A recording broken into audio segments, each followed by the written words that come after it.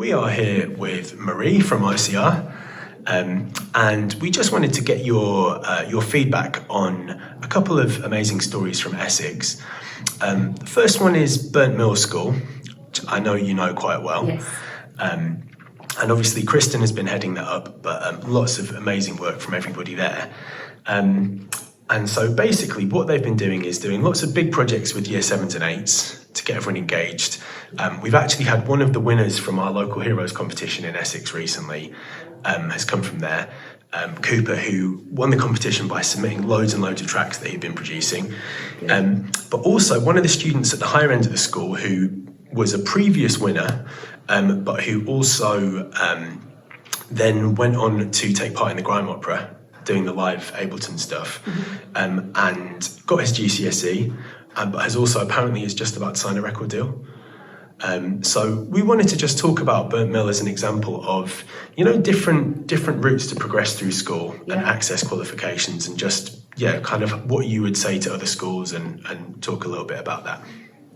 Well, I suppose what I really like about the Burnt Mill story is that these are not students that have been having instrument lessons since they were 6, and truly their experience of music education is in their classroom. And how the projects with Essex Music Services, the things that Kristen allows them to get involved with, absolutely gives them the edge that they need to really take it forwards and take it from Key Stage 3 through to Key Stage 4 and then out the door and into the industry, having had all of their education come at them from the school, from the classroom, from collaboration with the hub, from collaboration with external artists.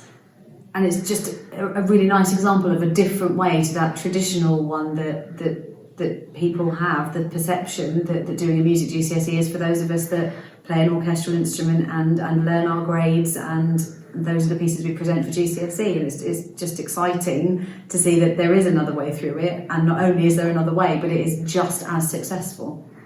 That's amazing. And so what would you say to other schools in Essex about opportunities to use these kind of resources and potentially to work with OCR? What would you say to those other schools in terms of what they could achieve with this kind of approach? I would say absolutely take advantage of the resources that are out there to use in your classroom as a classroom tool. So VIP studios with the projects, with the composing and the creating beats and the creating your own pieces of music. That is something that I've seen Burnt Mill do from year 7 upwards, from the really basic putting beats together that are already there for you to use as building blocks, to starting to create your own building blocks that are entirely original, so that by the time they get to year 10 and are starting the GCSE in music that they've chosen, is because they're really engaged with it, it's because they feel this ownership of it, and by being engaged with it, by being able to see that it is possible for them to put their own pieces of music together, they are confident enough to be really understanding what is required of them at GCSE. And that is in addition to getting involved with the music hub, getting involved with the external artists that are there, doing these projects that they bring into school. Amazing. And so kind of building on that, and obviously, as I said, Burnt Mill have had a lot of success in terms of these young people then following through to Key Stage 4, taking GCSE, and in Jake's case, actually getting a record deal. Yeah. Another really brilliant success story from Essex has been TLA, Thomas Lloyd Audley, and they've done a lot of work in terms of using VIP in a similar way to kind of engage groups in year 7 and 8 with the production work. But they've really put a lot of effort into using the resources around Ableton and live performance to put people through doing performance at GCSE using Ableton Live and the Push. And they've had a few successes with this already, with people getting their GCSEs, and they're reporting that they're putting more people forward each year.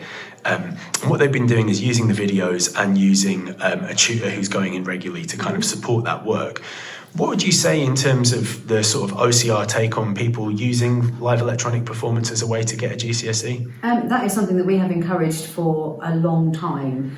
And the fact that there are resources and equipment out there, such as the Ableton Push, that is made available via music services where they can, and again the awesome resource that is VIP Studios with the walkthrough videos and the online tutorials that is available to be used by the teacher in tandem with the student. Again, you know, I would have no clue what to do with an Ableton Push if it wasn't for following the tutorials on VIP Studios at the same time as students that I was teaching, you know. So it is something that we actively encourage, to see that, you know, to be a performer, you don't have to play an orchestral instrument. That absolutely, you are a performer if you have got an electronic device that is controlling the musical output. And it's really awesome that VIP Studios is opening it up by giving teachers the resources that they need to support their knowledge, which in turn means that the students are learning how to use these things from scratch most often in the classroom. And again, you know, if the resources and the equipment are out there and your hub is offering it to you, then absolutely take it on and use it. And, you know, even the luck that Essex have with these visiting artists that can come in, and the tutors that will come in and spend time with your classroom is, yeah, absolutely encouraged by OCR, definitely. Brilliant. Well, thanks for chatting to us, and hopefully we'll be able to send you some more videos soon of people flying through their GCSEs with their live beats and raps. So, wonderful. Thanks, Thank you. Marie.